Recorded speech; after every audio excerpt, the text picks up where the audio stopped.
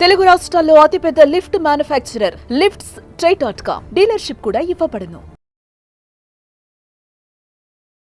నమస్కారం గురుగారు. నమస్తే అండి. ఆరుద్ర నక్షత్రానికి నరదిష్టి ప్రభావం ఎలా ఉండబోతుంది? వాళ్ళు తీసుకోవాల్సిన జాగ్రత్తలు ఏంటి, చేసుకోవాల్సిన పరిహారాలు ఏంటి గురుగారు?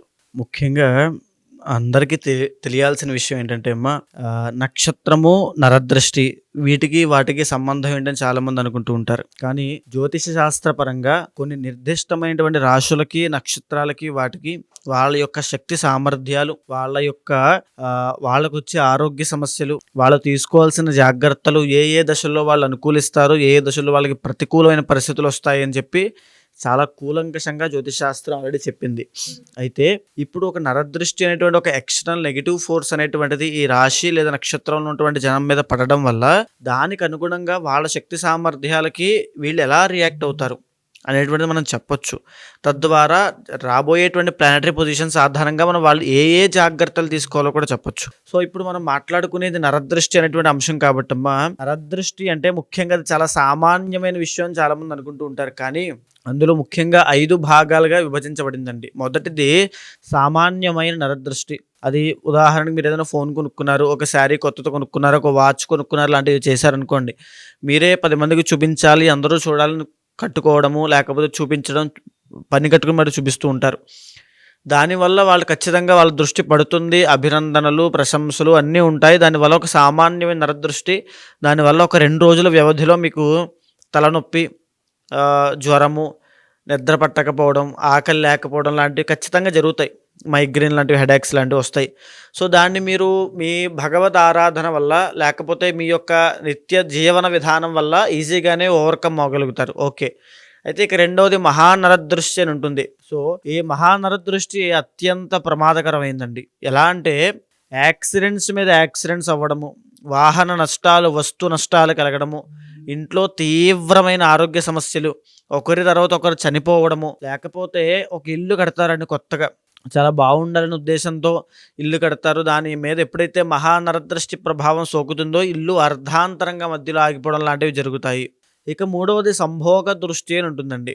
అంటే ఎవరైతే పెళ్లి చేసుకున్నటువంటి నూతన దంపతులు కానీ, ఒక రిలేషన్లో ఉన్న వాళ్ళు కానీ, చాలా ప్రేమ ఆప్యాయతలు అన్యోన్యంగా ఉన్నప్పుడు వాళ్ళ మీద ఎవరైనా ఒక థర్డ్ పర్సన్ యొక్క ఇన్ఫ్లుయెన్స్ కానీ, ఆ దృష్టి కానీ పడితే, ఆ సంభోగ దృష్టి, దానివల్ల భార్యాభర్తల మధ్యలో సమస్యలు వస్తాయి.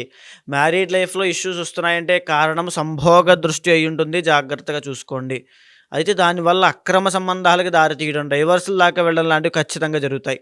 ఆ విషయంలో చాలా జాగ్రత్తగా ఉండాలి. ఇదే కాకుండా సంతాన దృష్టి అని ఉంటుందండి. సంతాన దృష్టి అని అంటే చంటి పిల్లలు మనం చూస్తే అకారణంగా ఉదయమే లేచి, అంటే అర్ధరాత్రి పూట లేచి ఏడుస్తూనే ఉంటారమ్మ. అసలు కారణం లేకుండా ఏడుస్తూ ఉంటారు. తినరు, ఇంతకుముందులో యాక్టివ్గా చలాకీగా ఉండరు.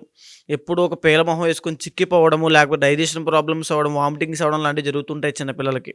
సంతాన దృష్టి. లేకపోతే ప్రెగ్నెంట్ లేడీస్కి సంతాన దృష్టి పడడం వల్ల మిస్క్యారీ అయిపోతాయి. ఖచ్చితంగా సంతానం నిలబడదు. అది కూడా సంతాన దృష్టే. చదువుతున్నటువంటి పిల్లలకి ఈ 10th అయినా, ఇంటర్ అయినా, బీటెక్ అయినా చదువుతున్న వాళ్ళకి విద్య మీద, అంటే స్టడీస్ మీద కాన్సన్ట్రేషన్ లేకుండా వ్యసనాలు, జల్సాలు, లేకపోతే చెడు సహవాస దోషం లాంటివి పడతాయి. ఇది కూడా సంతాన దృష్టి. ఇక 5వది సూక్ష్మ నరదృష్టి అని ఉంటుంది శిరీష గారు. సో ఇదేంటంటే ఎప్పుడైతే సూక్ష్మ నరదృష్టి పడుతుందో, ఇది సింపుల్గా చెప్పాలంటే ఏమో మన చుట్టూ ఉండేటువంటి వాళ్ళే, మన కుటుంబ సభ్యులో, మన ఫ్రెండ్సో, మన పరివారమో, మన సన్నిహితులో, మన సోకాళ్ళు అనుకునేటువంటి శ్రేయోభిలాషులు అని చెప్పుకునే వాళ్ళు, మనం ఎదుగుతున్నటువంటి పరిస్థితిని చూడలేక ఆ ఎదుగుదలని ఆపాలి అనే ఉద్దేశంతో మనకి కావాలని అది చెయ్యకు, ఇది చేయకు, అక్కడికి వెళ్ళామంటే పడిపోతావు, ఇక్కడ వెళ్ళాలంటే ఒంటరి అయిపోతావు, అప్పులు పాలైపోతావు, ఓడిపోతావు లాంటివి ఎన్నో చెప్పి ఒక రకమైనటువంటి భయాన్ని క్రియేట్ చేస్తారు. సో ఏంటంటే మన వాళ్ళే కదా, మనం మంచి చెప్తున్నారు కదా అని మనం ఆగిపోతాం. సో అదేంటంటే అది సూక్ష్మ నరదృష్టి. నిజమైనటువంటి జాగ్రత్తకి వీళ్ళు చెప్పే మాటలకి చాలా థిన్ లేయర్ మాత్రమే తేడా ఉంటుంది. సో అది వాళ్ళ జీవితంలో జరిగే పరిస్థితుల్ని వాళ్ళు చూసుకుంటే కానీ అర్థం కాదు అది సూక్ష్మ నరదృష్టి అంటే. సో ఈ 5 దృష్టిలు మనిషిని ఒకానొక సందర్భంలో ఖచ్చితంగా ప్లానటరీ పొజిషన్స్ వీక్గా ఉన్నప్పుడో, లేదా హెవీ స్ట్రాంగ్గా ఉన్నప్పుడో ఖచ్చితంగా విపరీతమైన ఇబ్బందులు క్రియేట్ చేస్తాయి. మనం చూస్తే పేర్లు నేను చెప్పను కానీ అమ్మ, కొంతమంది ఒక రకమైన పెద్ద అద్భుతమైన విజయాన్ని పొంది ఆ తరువాత ఒక రకమైన శిక్ష అనుభవిస్తూ ఉంటారు. చాలా చాలా సందర్భాల్లో చూసే ఉంటారు. సో ఈ సందర్భాల్లో కూడా సో అది ఏంటంటే మహానరదృష్టి అండి అదంతా కూడా. సో ఇక్కడ ఈ యొక్క ఆరుద్ర నక్షత్రానికి మనం మాట్లాడుకుంటున్నాం కాబట్టి జనరల్గానే ఆరుద్ర నక్షత్రానికి ఆధిపత్యం వహించేటువంటిది రాహు కాబట్టి వీళ్ళు చాలా మొండి అండ్ పట్టుదల ఉన్నటువంటి వ్యక్తులుగా, వీళ్ళ సామర్థ్యము ఒక స్థాయిలో అంటే సామాన్యమైన స్థాయిలో కనిపించదండి. చాలా హై స్టాండర్డ్స్లో ఉంటారు వీళ్ళు. అదేవిధంగా ఆరుద్ర నక్షత్రం వాళ్ళే మనం జనరల్గానే ముఖం చూసి ప్రిడిక్ట్ చేయలేం, వాళ్ళ వాలకం చూసి ప్రిడిక్ట్ చేయలేం, వాళ్ళ బిహేవియర్ చూసి ప్రిడిక్ట్ చేయలేం. బయటికి కనిపించే రూపం వేరు, వెనకాల నుంచి ఉన్నటువంటి రూపం వేరు. వాళ్ళకి ఆలోచన స్థాయితో వాళ్ళు బయటికి ఏమీ కనబడని ఒక స్థితప్రజ్ఞత రూపంలో ఉంటారు, కానీ లోపల అన్నీ ఉంటాయి. ఎమోషన్స్ అన్ని చాలా దారుణంగా ఉంటాయి. సో అది ఆరుద్ర నక్షత్రం వాళ్ళకి. సో ఇక్కడ ఆరుద్ర నక్షత్రం వాళ్ళకి ముఖ్యంగా ఏంటంటే విపరీతమైనటువంటి ఈ మానసిక అలజడి, నరదృష్టి వల్ల మైగ్రేన్ ఎక్కువ వస్తుంది, హెడాక్స్ ఎక్కువ వస్తాయి. అండ్ మెజారిటీ ఆఫ్ ఆరుద్ర నక్షత్రం పీపుల్కి అల్సర్ ప్రాబ్లం వస్తుంది శిరీష గారు. అల్సర్ అండ్ క్యాన్సర్స్ అండి. సో క్యాన్సర్ని భయపెడుతున్నానని కదమ్మా, జాగ్రత్త కోసం చెప్తున్నాను. ఒక్కసారి మీరు మీ ఆరోగ్యాన్ని జాగ్రత్తగా చూసుకోవాలి. ఎందుకంటే రాబోయేటువంటి రోజుల్లో కాస్త లగ్నంలోకి గురుడు వచ్చిన తర్వాత ఈ ఆరుద్ర నక్షత్రం వాళ్ళకి కాస్త మంచి జరిగే అవకాశాలు ఉన్నాయి. పేరు ప్రఖ్యాతలు, రికగ్నైజేషను, తర్వాత వీళ్ళకంటే ఒక గుర్తింపు, ఒక ఇండిపెండెంట్గా ఇండివిజువల్గా ఎదగలిగేటువంటి క్యాపబిలిటీ. అలాంటి సమయంలో చాలా ప్రత్యేకమైన శ్రద్ధ తీసుకోవాలి వీళ్ళు. సో ఇక్కడ ఆరుద్ర నక్షత్రం వాళ్ళు చేయాల్సిన పని ఏమిటంటే, సో ఫస్ట్ ఆఫ్ ఆల్ ఆరుద్ర నక్షత్రానికి ఇంకా ఎలా ఉంటుందంటే అమ్మా, వీళ్ళకి కలిగేటువంటి దృష్టి మహానరదృష్టి. యాక్సిడెంట్స్ విషయంలో చాలా జాగ్రత్తగా ఉండాలి. వాహన ప్రమాద గండము ఆ యోగము వీళ్ళకు ఉంది. అండ్ ఇంకొకటి ఏంటంటే కంటక శని అనేటువంటిది ఆరుద్ర నక్షత్రం వాళ్ళకి స్టార్ట్ అవుతున్న కారణంగా వీళ్ళు జాబ్ చేసిన ఒక అడుగు ముందుకు వెళ్ళలేరు, వ్యాపారం పెట్టిన ఒక అడుగు ముందుకు వెళ్ళలేరు. లేదు అప్పుడే నేను ఒక స్టార్టప్ కంపెనీ పెట్టానంటే సూపర్గా సాగింది అనుకుంటే ఈ మార్చి 30 తర్వాత కంటక శని స్టార్ట్ అయిన తర్వాత ఆ పనులన్నీ స్తంభించిపోతాయి, ఆగిపోతాయి. అసలు విపరీతమైన కష్టాలు పడతారు. బానిసలాగా పనిచేసిన ఎంత కూడా రిజల్ట్ రావట్లేదు ఏంటని ఫీల్ అవుతూ ఉంటారు. సో వీళ్ళందరూ కూడా ఇప్పుడు ప్రజెంట్ టైమ్స్లో చేయాల్సింది ఏమిటంటే కమలాత్మిక అమ్మవారికి హోమం చేయాలి. కమలాత్మిక హోమం చేస్తే అద్భుతమైనటువంటి రిజల్ట్స్ కనబడతాయి శిరీష గారు, ఆరుద్ర నక్షత్రం వాళ్ళకి, స్త్రీలకి. ఎందుకంటే వీళ్ళకి సహజ సిద్ధంగానే మ్యారీడ్ లైఫ్లో ఇబ్బందులు వచ్చే అవకాశాలు ఎక్కువ ఉంటాయి. అదేవిధంగా మానసికంగా చాలా ప్రలోభాలు గురవుతుంటారు. ఎన్నో కష్టాలు అప్పటికే తట్టుకుని ఉంటారు ఆడవాళ్ళు. ఈ ఆరుద్ర నక్షత్రం వాళ్ళు ఎంతో శ్రమ, ఎంతో ఓపిక ఉన్నా సహనం నశించేంత వరకు వీళ్ళ కష్టాలు వస్తూనే ఉంటాయి. సో ఎప్పుడైతే కమలాత్మిక అమ్మవారికి హోమం చేసి కమలాత్మిక మంత్రాన్ని ప్రతినిత్యము జపం చేస్తూ ఉంటే ఈ నరదృష్టి ప్రభావం నుంచి బయటకు వచ్చేస్తారు. అది కాకుండా ద ఒరిజినల్ 7th హౌస్ అంటే మ్యారీడ్ లైఫ్లో ఎలాంటి ఇష్యూస్ ఉన్నా అవన్నీ తగ్గిపోతాయి. అండ్ ఇంటర్నల్ జాతకంలో కూడా ఎలాంటి దోషాలు ఉన్నా కమలాత్మిక అమ్మవారి హోమం వల్ల పోతాయండి. అంతటి శక్తివంతమైంది. కానీ 27 రోజులు ఖచ్చితంగా మంత్రం అనేది చెయ్యాలి. సో అది వాళ్ళు కాంటాక్ట్ అయితే దాన్ని బట్టి వాళ్ళ జాతకం బట్టి ఉంటుంది. అయితే ఇకపోతే ఈ ఆరుద్ర నక్షత్ర స్త్రీలు ఏమిటంటే ఉదయమే బ్రహ్మ ముహూర్తంలో లేచి ఈ 27 రోజులు కూడా మంత్రజపం చేయాలి, కమలాత్మిక మంత్రము. లేదు అనుకున్న వాళ్ళు ఏం చేయాలి అంటే శ్రీమాత్రే నమః అనేటువంటి మంత్రము. ఎందుకు ఆ మంత్రం చేయాలి? ఈ ఆరుద్రకి ఆధిపత్యం వహించేటువంటిది రాహు అండి. ఈ రాహుకి ఆధిపత్యం వహించేటువంటి అమ్మవారు దుర్గాదేవి. కేవలం రాహు దుర్గాదేవికి మాత్రమే లొంగుతాడు. మీది ఆరుద్ర నక్షత్రము, మీరు స్త్రీలు లేదా పురుషులు వాటెవర్ ఇట్ మే బి ఏదైనప్పటికీ కూడా జీవితంలో విపరీతమైన కష్టాలు వస్తున్నాయంటే మీరు చేయాల్సిన పని దుర్గాదేవి ఆరాధన.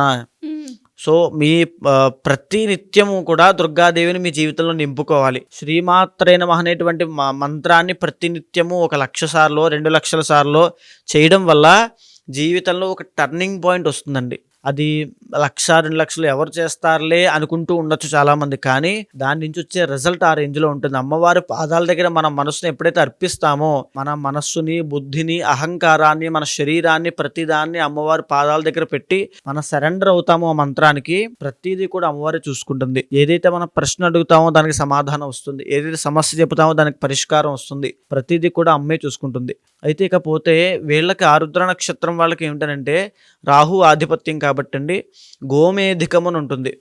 గోమేధికం అనేటువంటి స్టోన్ కనుక చేతిని పెట్టుకుంటే చాలా బెస్ట్ రిజల్ట్స్ అనేవి ఉంటాయి.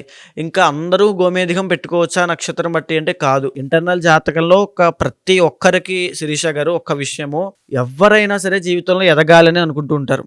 సో వాళ్ళకి ఏంటంటే ఒక టర్నింగ్ పాయింట్ కావాలి. ఇంత కష్టపడుతున్నాను, నా జీవితంలో ఎప్పుడు టర్నింగ్ పాయింట్ వస్తుందో తెలియదు అనుకుంటారు. ప్రతి ఒక్కరి జాతకంలోనూ ఒక టర్నింగ్ పాయింట్ ఉంటుంది. ఆ టర్నింగ్ పాయింట్ ఇచ్చే ఒక గ్రహం ఉంటుంది.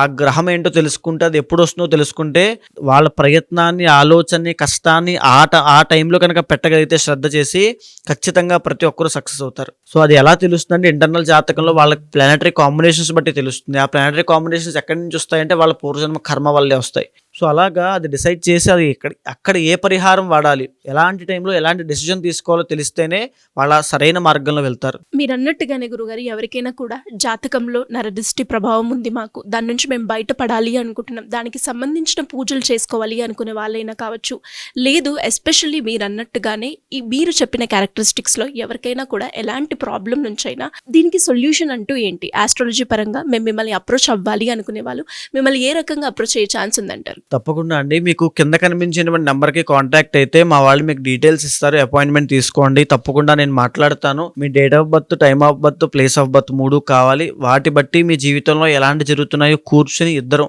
అంటే ఒక వ్యక్తి యొక్క జాతకం అంటే ప్రతి ఆస్ట్రాలజర్కి ఒక ఛాలెంజ్ అండి.